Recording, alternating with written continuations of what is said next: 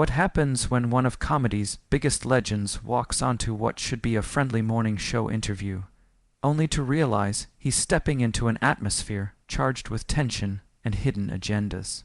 What begins as a routine promotional appearance quickly transforms into something far more volatile, something no one in the studio or watching at home could have anticipated. From the moment Eddie Murphy stepped onto the View set, the tension was palpable.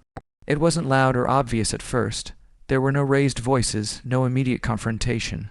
Instead, it lingered beneath the surface, subtle but unmistakable, like the calm before a storm. The kind of tension that makes people shift slightly in their seats without knowing why. But nobody, and I mean nobody, could have predicted the explosive confrontation that was about to unfold between Eddie Murphy and Joy Behar. This wasn't just another celebrity interview gone awkward. This wasn't a simple misunderstanding or a poorly phrased question. What happened next became a masterclass in how quickly a conversation can spiral completely out of control when respect is replaced by provocation, and curiosity gives way to confrontation. Before we dive into this incredible story, make sure you hit that subscribe button and drop a comment below, because this is one of those moments you're going to want to discuss with fellow viewers. Eddie Murphy had been making the rounds promoting his latest project, appearing on talk shows and media outlets as part of what was supposed to be a standard press tour. The View was meant to be just another stop, friendly, upbeat, and relaxed.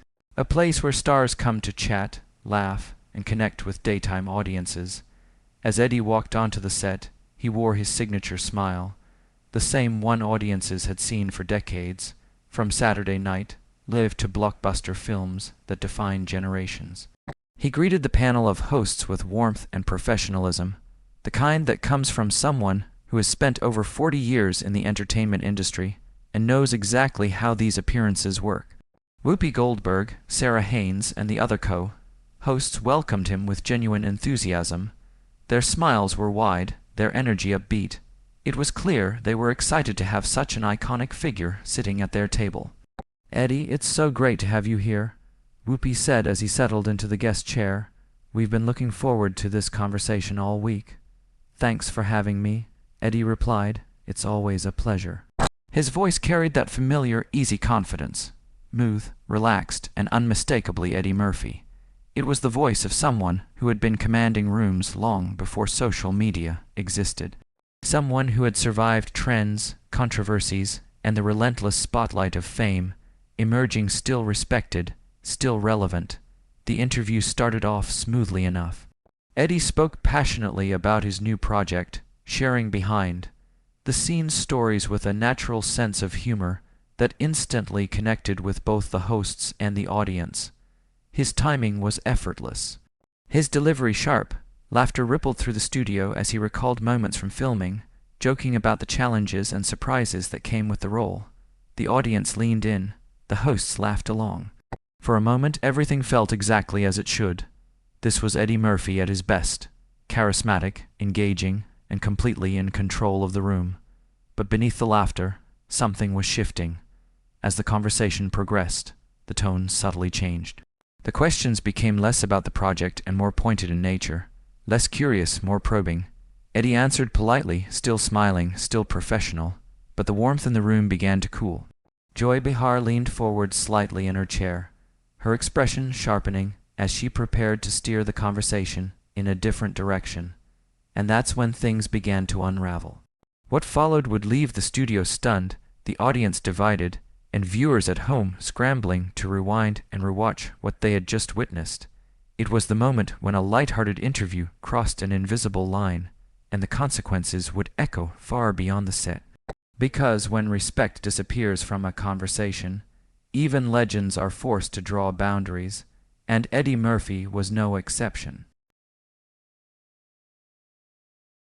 His natural charisma was on full display as Eddie spoke, effortlessly commanding the room without ever seeming to try.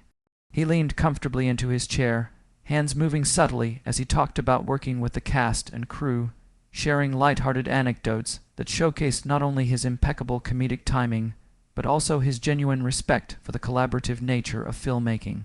The stories flowed easily, moments of laughter on set, unexpected improvisations, and quiet exchanges that reminded everyone listening that great performances are rarely the work of one person alone. You know, Eddie said, his eyes lighting up with the unmistakable enthusiasm of someone who still loved what they did. After all these years in the business, I still get excited about new projects. There's something magical about bringing characters to life and hopefully making people laugh or think or feel something they didn't expect. Sarah Haynes nodded enthusiastically, clearly engaged. That passion really comes through in your work, she said warmly. You've managed to stay relevant across so many different generations of fans. Eddie smiled.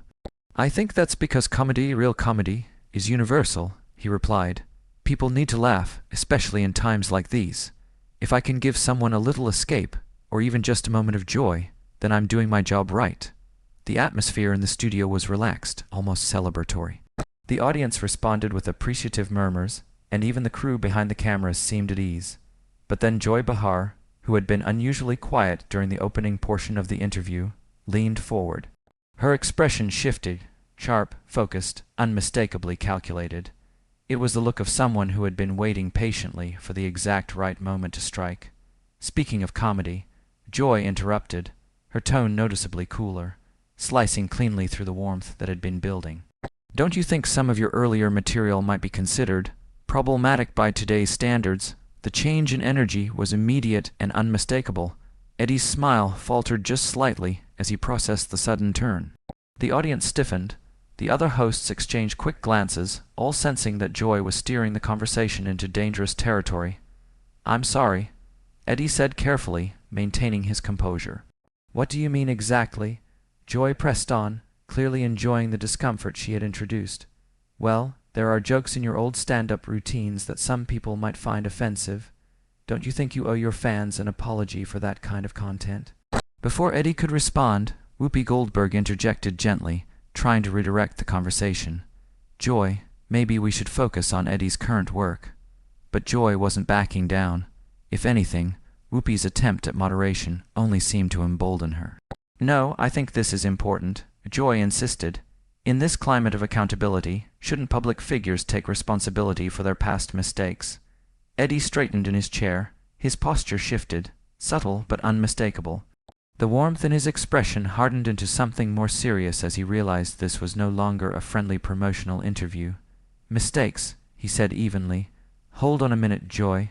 I've been doing comedy for over 40 years. I've always pushed boundaries. That's what comedians do. But at whose expense? Joy shot back, her voice rising just enough to provoke.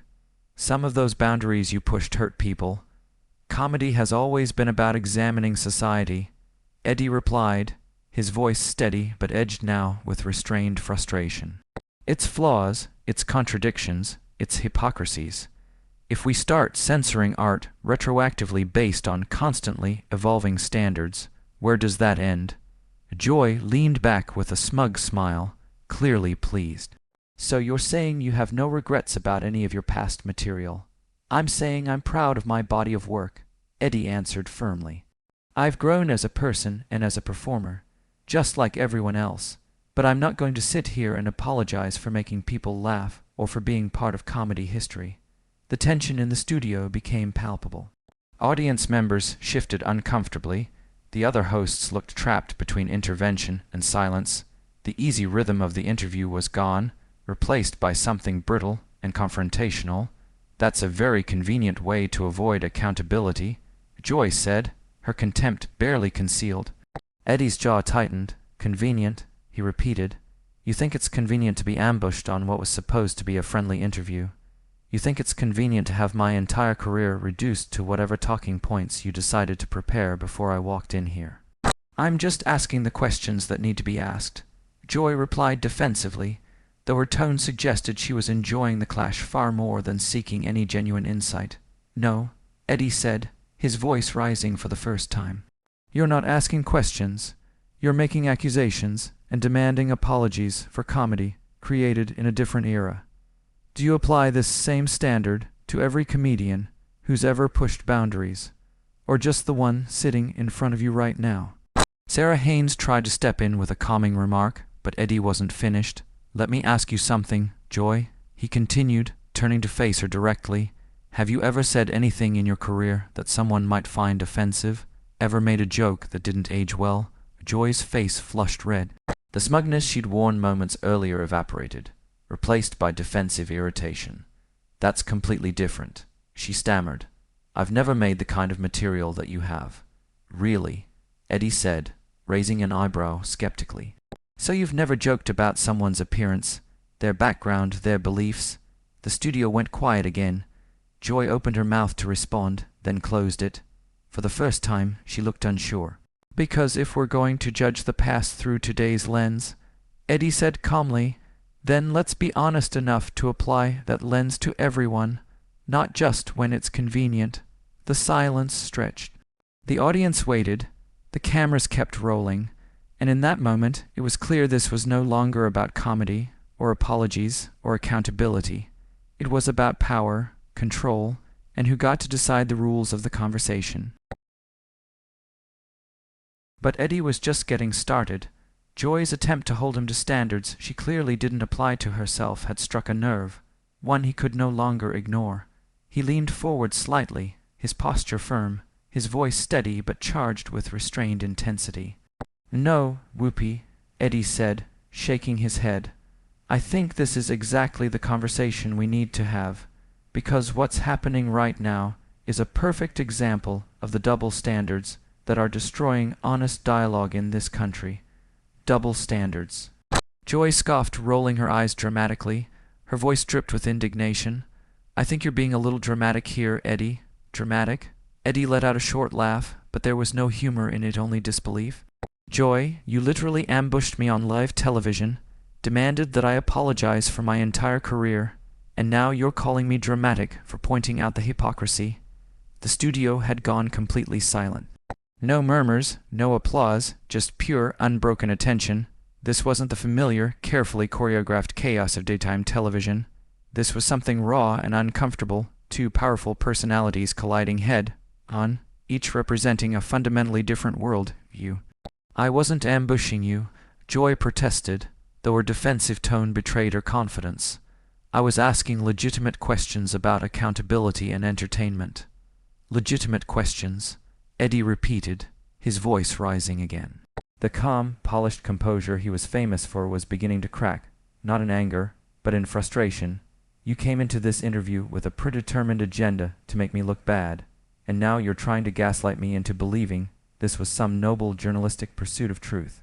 Joy bristled. That's ridiculous. You're twisting my words. No. Eddie replied firmly. I'm listening to them. Sarah Haynes leaned forward, hands raised slightly in a peacemaking gesture. I think what we're all trying to get at here, she said carefully, is how artists can grow and evolve while still honoring, with respect, Sarah. Eddie interrupted gently but decisively. That's not what's happening here. The tension in the room thickened. Producers were whispering urgently behind the cameras. The audience sat frozen, aware they were witnessing something that could not be undone. What's happening here?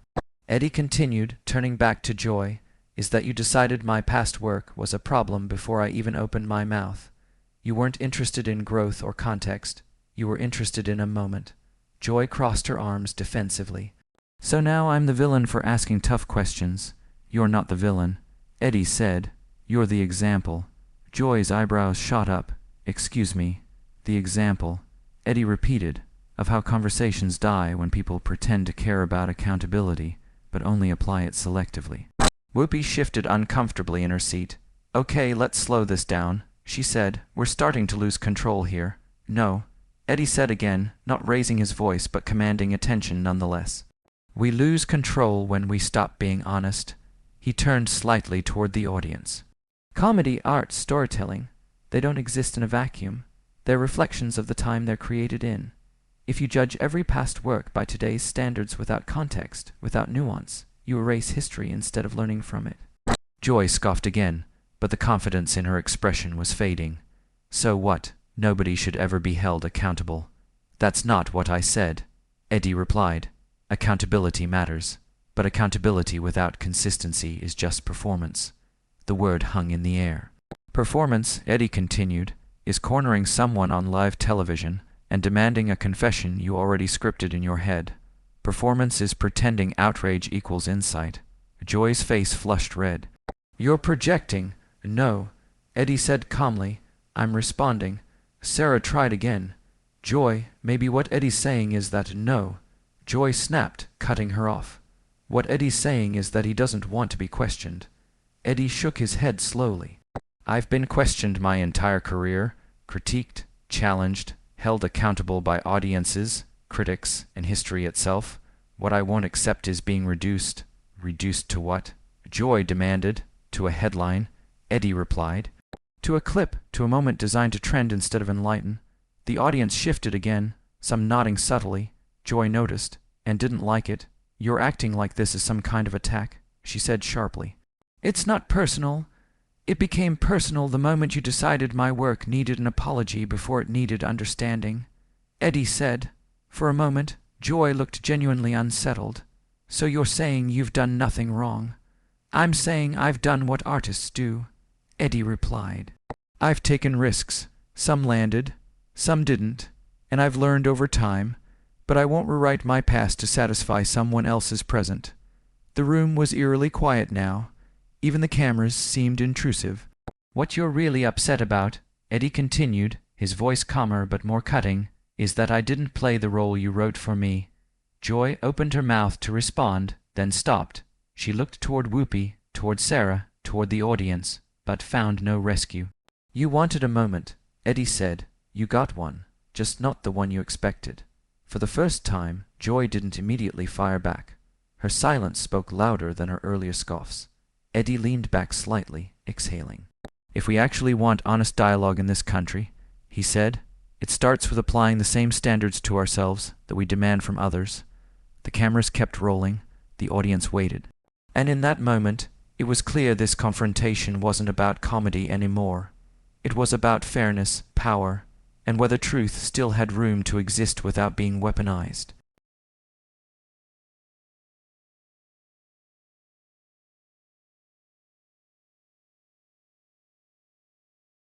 "Thank you, Sarah," Eddie said, his tone softening slightly, directed toward the one host who seemed genuinely interested in facilitating a productive conversation. For a fleeting moment, the warm undercurrent of the earlier discussion returned. "That's exactly what real growth looks like," he continued. "It's not about erasing the past, pretending it never happened, or rewriting history to suit today's expectations. Real growth is about learning from experience, reflecting on the past honestly, and continuing to create from a place of authenticity. It's about moving forward without losing sight of who you are and what you stand for." The brief calm, however, was short-lived. Joy Behar, her expression still sharp, leaned forward in her chair, as if ready to pounce at the first sign of perceived weakness. Her eyes glittered with determination. She wasn't going to let the moment pass without landing what she considered a crucial moral point. "Authenticity doesn't excuse harm, Eddie," she said pointedly, her voice carrying across the studio. "Words have consequences, and public figures need to acknowledge when their words have caused pain." Eddie's smile faded. His voice, normally measured and warm, now carried a mixture of frustration and disappointment. He leaned forward slightly, elbows resting on the table, and fixed Joy with a steady gaze. "And there it is," he said, the words deliberate, slow. "The assumption that comedy, by its very nature, is supposed to cause harm, that somehow the purpose of art, of humor, is to marginalize or demean. Do you understand what comedy actually is, Joy? Do you understand its role in society, its intent?"